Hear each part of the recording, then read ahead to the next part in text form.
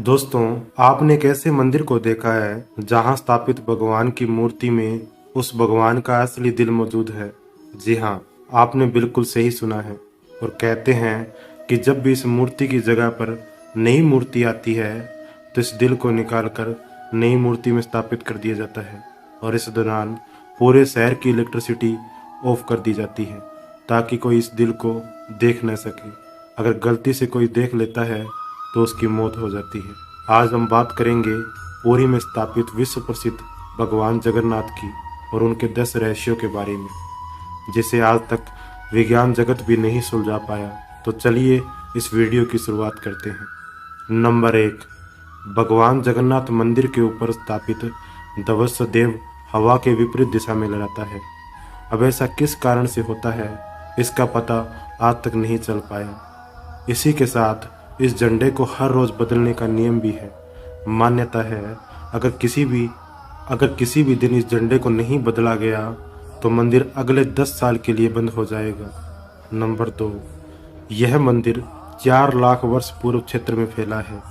इसकी ऊंचाई लगभग 214 फीट है। मंदिर के पास खड़े रहकर इसका गुंबद देख पाना असंभव है।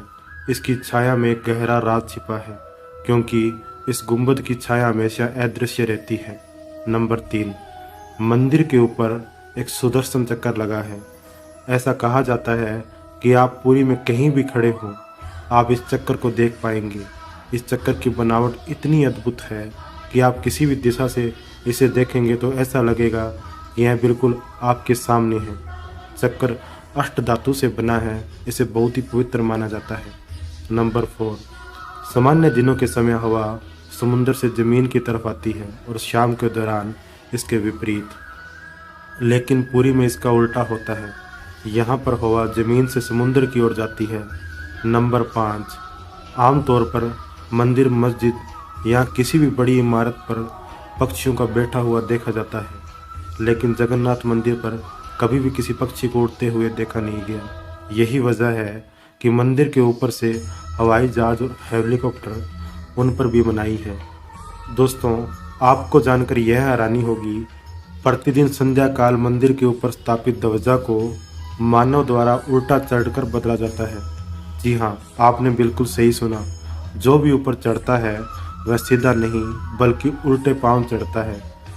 ध्वज इतना भव्य है कि जब भी लहराता है तो इसे सब देखते ही रह जाते हैं। ध्वज पर चिपका चंद्र भी बना हुआ है। नंबर 7, कहा जाता है कि जगन्नाथ मंदिर में दुनिया की सबसे बड़ी रसोई है। इस रसोई में 500 रसोइये और 300 उनके सहकर्मी काम करते हैं। इस रसोई से जुड़ा एक रहस्य यह भी है कि यहाँ चाहे लाखों भक्त आ जाए, कभी भी प्रसाद कम नहीं पड़ा। लेकिन जैसे ही मंदिर का गेट बंद होने का वक्त आता है, प्रसाद अपने आप खत्म हो जाता है। यहाँ कभी भी प्रसाद व्यर्थ नहीं होता। इसके अलावा मंदिर में जो प्रसाद बनता है वह लकड़ी के चूल्हे पर बनाया जाता है। यह प्रसाद 7 बर्तनों में बनाए जाते हैं। 7 बर्तन को एक के ऊपर एक साथ रखा जाता है, यानी सातों बर्तन चूल्हे के सीधी तरह रखे जाते हैं। और सबसे हैरानी की बात तो यह है, जो बर्तन सबसे ऊपर यानी 7वें नंबर का बर्तन होता है, उसमें सबसे पहले प्रसाद बनकर तैयार होता है।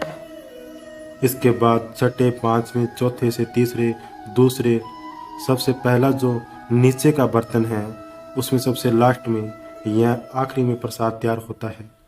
नंबर 8, मंदिर में एक सिंह द्वार है।